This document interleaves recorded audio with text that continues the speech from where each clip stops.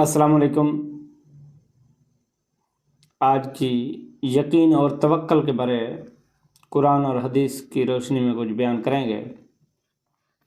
تو جو میرے بھائی سن رہے ہیں وہ اس بات پہ لازمی غور کیا کریں کہ خود جو سنتے ہیں وہ دوسروں تک بھی لازمی پہنچایا کریں، کیونکہ حضور صلی اللہ علیہ وآلہ وسلم کا فرمان ہے، جو میرا فرمان سنے اور دوسروں تک پہنچائے تو قیامت والے دن اس کا چہرہ چمکتا ہوا ہوگا۔ تو جو ایسا نہیں کرتا اس کا چہرہ اس کے مترادف مخالف ہوگا۔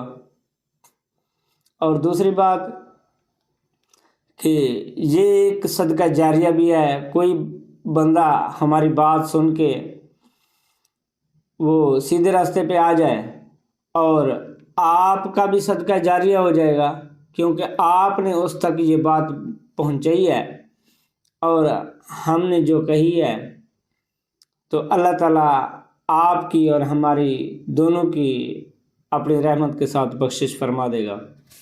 تو یہ دوسروں تک شیئر لازمی کیا کریں۔ تو اور دوبارہ نئی ویڈیو دیکھنے کے لیے چینل کو سبسکرائب کر لیا کریں۔ وَلَمَّا رَأَى الْمُؤْمِنُونَ الْأَحْزَابَ قَالُوا هَذَا مَا وَعَدَنَا اللَّهُ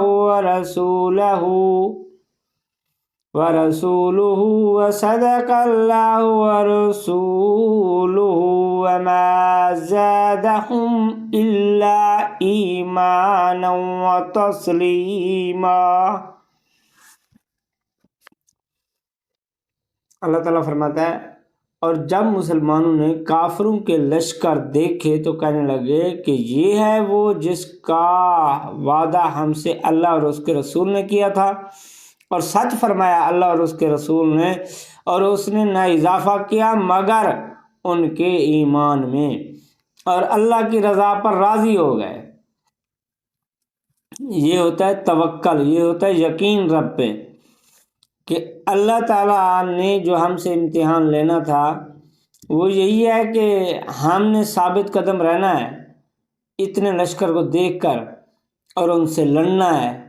تو یہ اللہ پر توکل اور یقین پختہ تھا کہ ہمیں اللہ تعالیٰ نے ان سے فتح عطا فرمانی ہے ہمیں۔ اور جن لوگوں نے کہا کہ لوگ تمہارے لیے اکٹھے ہو گئے ہیں سو ان سے ڈرو، تو ان کا ایمان اور زیادہ ہوا اور بولے ہمیں اللہ کافی ہے اور وہ بہت اچھا کارساز ہے۔ تو پلٹے اللہ کے احسان اور فضل سے کہ انہیں برائی نہ پہنچی اور انہوں نے اللہ کی رضا کی پیروی کی، اور اللہ تعالیٰ بڑے فضل والا ہے۔ انہیں اللہ دی رضا تے راضی ہوئے نے، تو اللہ تعالیٰ انہیں تے بہت بڑا فضل والا ہے، فضل کرنے والا ہے۔ اور ایک اللہ تعالیٰ کا فرمان ہے، بھروسہ کرو اس ہمیشہ زندہ رہنے والے پر جسے موت نہیں آئے گی۔ اور دوسرا فرمان، جب تم پختہ ارادہ کر لو تو پھر اللہ تعالیٰ پر بھروسہ کرو۔ کسی چیز پہ آپ بھروسہ کر لیتے ہیں، ارادہ کر لیتے ہیں، تو پھر اللہ پر بھروسہ کرنا چاہیے۔ جو اللہ تعالیٰ پر بھروسہ کرتا ہے وہی اسے کافی ہے، وہ بھروسہ ہی انہوں کافی ہے۔ جو اللہ تعالیٰ نے انہیں بھروسہ کیتا ہے، اللہ تعالیٰ انہوں کامیابی اور کامرانی سے نواز دے گا، کامیاب فرما دے گا۔ جو اللہ تعالیٰ پر بھروسہ کرتا ہے تو وہی اسے کافی ہے۔ اللہ تعالیٰ کا ارشاد ہے، بے شک وہی لوگ مومن ہیں جن کے سامنے جب اللہ کا نام لیا جاتا ہے تو ان کے دل ڈرنے لگتے ہیں، اور جب ان کے سامنے اس کی آیات کی تلاوت کی جاتی ہے تو ان کے ایمان میں اضافہ ہو جاتا ہے اور وہ اپنے رب پر بھروسہ کرتے ہیں۔ کچھ احادیث مبارکہ بیان کروں گا۔ حضرت ابن عباس رضی اللہ عنہما سے مروی ہے، فرمایا رسول اللہ صلی اللہ علیہ وآلہ وسلم نے فرمایا مجھ پر امتیں پیش کی گئیں تو میں نے دیکھا کہ کسی پیغمبر علیہ السلام کے ساتھ چھوٹی سی جماعت ہے، کسی نبی کے ساتھ ایک آدمی تو کسی کے ساتھ دو، اور بعض نبی ایسے تھے جن کے ساتھ کوئی آدمی نہیں تھا۔ کچھ نبی ایسے بھی ہیں جن کو شہید کر دیا گیا اور کسی نے ان کو مانا ہی نہیں ہے۔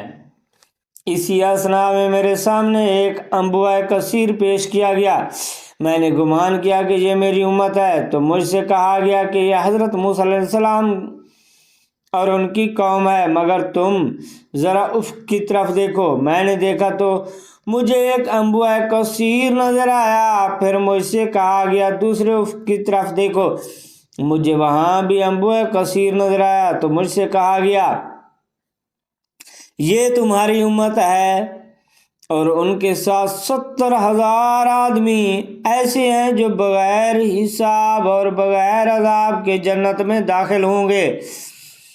پھر حضور کریم صلی اللہ علیہ وآلہ وسلم اٹھے اور اپنے گھر تشریف لے گئے۔ لوگ ان لوگوں کے بارے میں بحث کرنے لگے جو حساب اور عذاب کے بغیر جنت میں داخل ہوں گے۔ کسی نے کہا وہ حضور صلی اللہ علیہ وآلہ وسلم کے صحابہ کرام ہیں، کسی نے کہا یہ وہ لوگ ہیں جو حالت اسلام پر پیدا ہوئے اور انہوں نے کسی کو خدا کا شریک نہیں ٹھہرایا، اور اس قسم کے کئی چیزوں کا ذکر کیا۔ حضور صلی اللہ علیہ وآلہ وسلم باہر تشریف لائے تو فرمایا تم کس چیز کے متعلق بحث کر رہے ہو؟ صحابہ کرام رضوان اللہ علیہم اجمعین نے آپ کو بتایا تو آپ نے فرمایا یہ وہ لوگ ہیں جو نہ منتر کرتے ہیں اور نہ کراتے ہیں اور نہ شگون لیتے ہیں اور اپنے رب پر بھروسہ رکھتے ہیں۔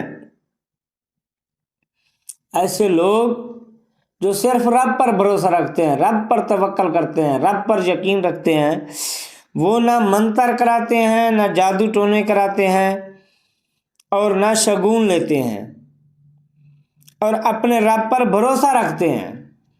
حضرت عکاشہ بن محسن اٹھے اور عرض کیا حضور صلی اللہ علیہ وآلہ وسلم سے خدا سے دعا کیجئے کہ اللہ تعالی مجھے ان لوگوں میں سے کرے۔ حضور صلی اللہ علیہ وآلہ وسلم نے فرمایا آپ ان میں سے ہیں۔ پھر ایک اور آدمی اٹھا اور عرض کیا حضور میرے لیے بھی دعا کیجئے کہ اللہ تعالیٰ مجھے ان لوگوں میں سے کرے۔ حضور صلی اللہ علیہ وآلہ وسلم نے فرمایا اس معاملے میں عکاشہ تم پر سبقت لے گئے ہیں، کیونکہ اس نے سب سے پہلے اٹھ کر کہا۔